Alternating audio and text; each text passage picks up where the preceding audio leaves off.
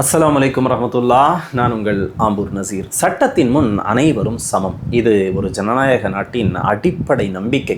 ஆனால் அந்த வார்த்தை நடைமுறையில் உண்மையாக இருக்கா என்று நாம் பேசப்போவது உமர் காலித் வழக்கை பற்றித்தான்.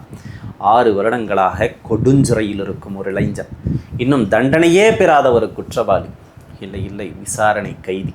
கடந்த 2020ஆம் ஆண்டு பிப்ரவரி மாதம் டெல்லியில் சிஏஏ என்ஆர்சி அந்த பிரச்சனைகளுக்கு மத்தியில் ஒரு கலவரம் நடக்கிறது. 50க்கும் மேற்பட்டவர்கள் கொல்லப்படுகிறார்கள், நூற்றுக்கணக்கானவர்கள் காயமடைகிறார்கள்.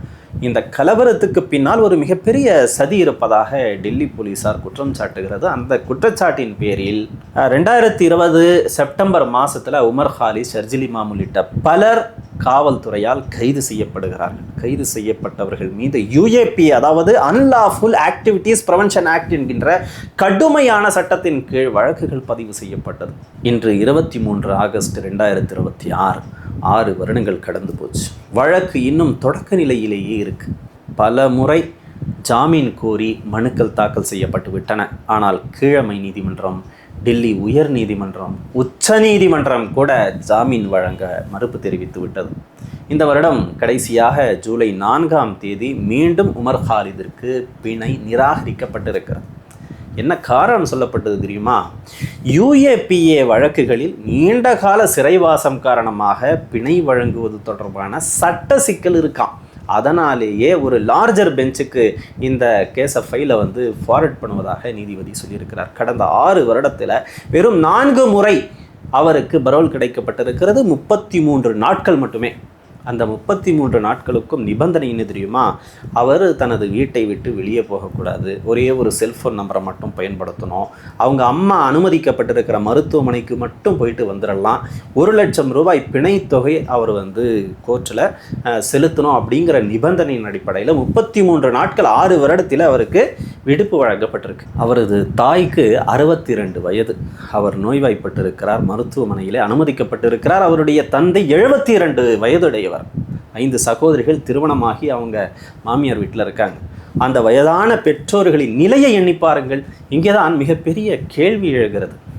குற்றம் இன்னும் நிரூபிக்கப்படாத ஒரு மனிதனுக்கு எத்தனை ஆண்டு காலம் கடுமையான சிறை தண்டனை, இவ்வளவு காலம் சிறைவாசமானால் நம் நாட்டில்தான் இன்னொரு மனிதருக்கு தண்டனை கிடைத்த பிறகும் மீண்டும் மீண்டும் பரோல் கிடைக்கிறது.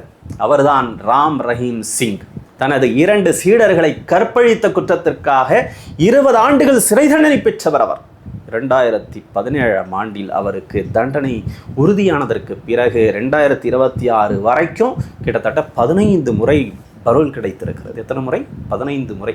ஒவ்வொரு முறையும் 40 நாட்கள், 50 நாட்கள் என்று சொல்லி அவர் வாரக்கணக்கிலே வெளியே சுற்றி இருக்கிறார். இதுவரை 400க்கும் மேற்பட்ட நாட்கள் அவர் சிறைக்கு வெளியே ஜாலியாக கழித்திருக்கிறார். இது எப்படி சாத்தியமானது தெரியுமா?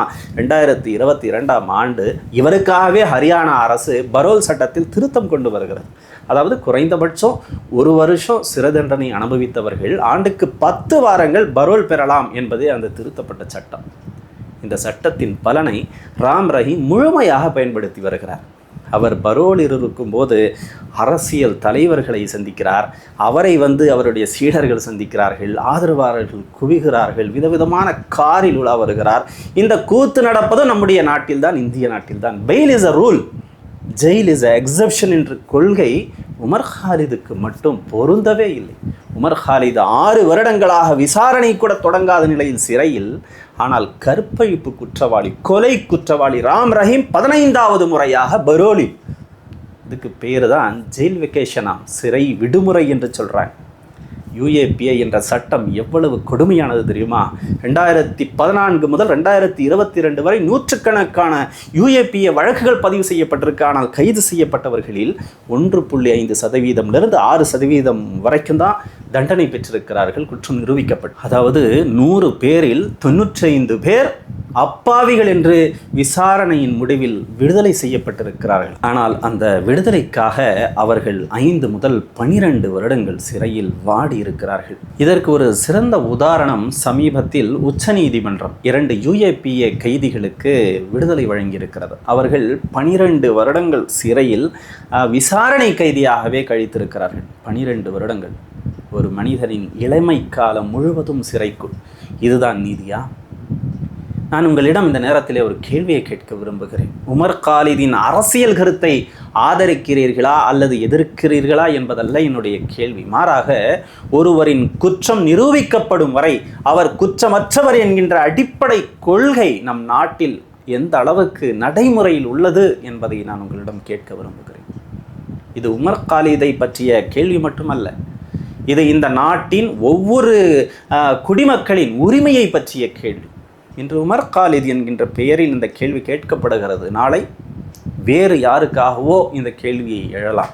அவர் எந்த மதத்தை சேர்ந்தவரானாலும் அல்லது எந்த அரசியல் கொள்கையை பின்பற்றக்கூடியவராக இருந்தாலும் எந்த இனத்தை சேர்ந்தவராக இருந்தாலும் சட்டம் ஒரே மாதிரியாக இருக்க வேண்டும்.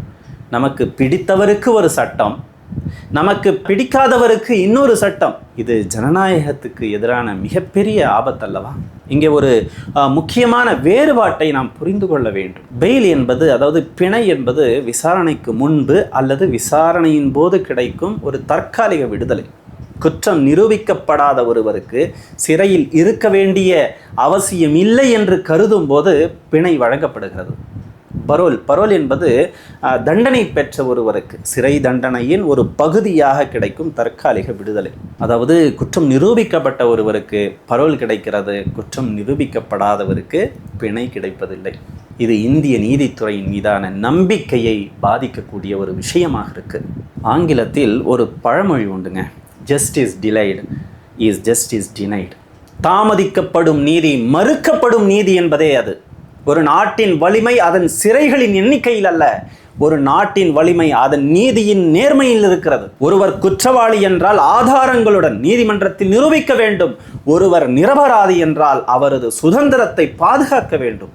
ஒரே நாடு ஒரே சட்டம் என்பது உண்மை என்றால் அந்த சட்டத்தின் நடைமுறை அனைவருக்கும் ஒன்றாக இருக்க வேண்டும். இந்த வீடியோ குறித்து உங்கள் கருத்துக்களை கமெண்ட் செக்ஷனில் பதிவு செய்யுங்கள். எனது இந்த கருத்தில் உங்களுக்கு உடன்பாடு இருந்தால் இந்த செய்தியை பலருக்கும் ஷேர் செய்து உதவுங்கள்.